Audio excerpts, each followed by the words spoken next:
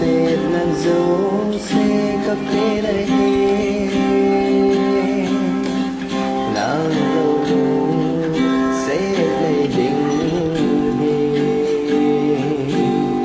cả lùng in ai